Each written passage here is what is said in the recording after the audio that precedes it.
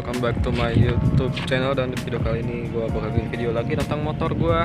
Dan ya, apa kabar kalian? Semoga kabar kalian baik saja dan berjauh dari penyakit-penyakit yang berbahaya di luar sana, oke?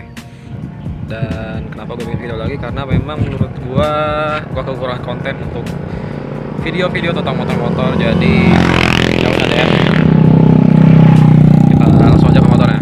Oke, sebelum kalian nonton videonya, kalian jangan lupa like, comment, share, dan subscribe ke channel gua, dan nyalain juga notifikasinya guys. Oke, thank you. Jadi ini dia motornya. Apakah motornya masih worth it di tahun 2020 untuk dibeli? Untuk kalian koleksi mungkin ya, karena nggak mungkin juga sih dikoleksi, karena menurut gua motornya juga sangat banyak sekali populasinya. Jadi ya bakal bosan aja sih kalau misalkan punya motor banyak yang make. Dan menurut gua motor ini itu tahun 2008 ya, tahun rakitannya, dan registrasi surat-surat tahun 2009. Jadi motor ini itu sudah sekitar 11 tahun kali ya umurnya. Dan menurut gua sih untuk stylenya, untuk modelnya, untuk motor 11 tahun, kalau untuk motor-motor zaman sekarang sih kayaknya 11-12 sih. Cuman kayaknya ini masih worth it untuk dibeli, karena stylenya menurut gua nggak terlalu monoton, dan desainnya pun menurut gua ciri khas Yamaha banget gitu. Terus kemudian yang kedua itu adalah ada yang namanya itu common parts sama mesin-mesin yang tertentu, dan kode mesinnya itu adalah ini 5TP. Jadi menurut gua parts yang common itu, yang sama itu sama kayak kode mesin 5TN sama 5TL. Menurut gue partnya ada yang sama gitu, meskipun mesin 5TN itu Yamaha Mio ya. Jadi menurut gue partsnya itu ada yang sama. Dan ya ada belanjaan di sana, nggak dibawa pulang dulu.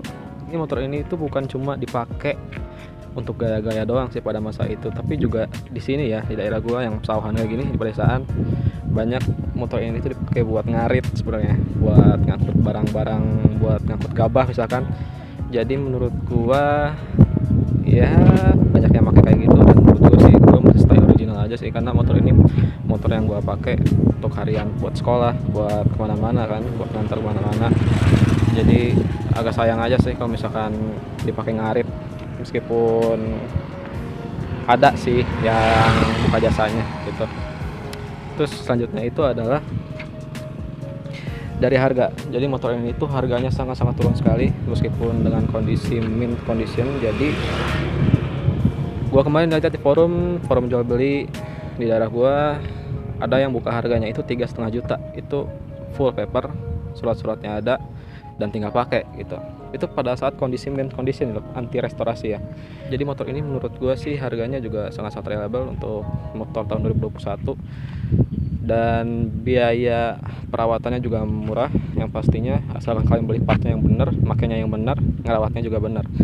Produksi motor ini tuh mencapai ribuan unit pada masanya, dan sampai sekarang pun masih banyak yang pakai gitu.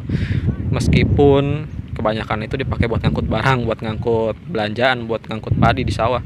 Ya menurut gue sih selama partsnya itu mudah dicari, selama spare partnya itu ada gitu, yang originalnya banyak, dan selama lu itu gabung sama forum-forum yang ngebahas motor ini, ya lu bakal enak-enak aja sih menurut gua. Karena yang sebenarnya yang pakai style full original itu bukan hanya di bagian user-user doang, tapi juga komunitas-komunitas banyak sih menurut gua yang pakai motor ini.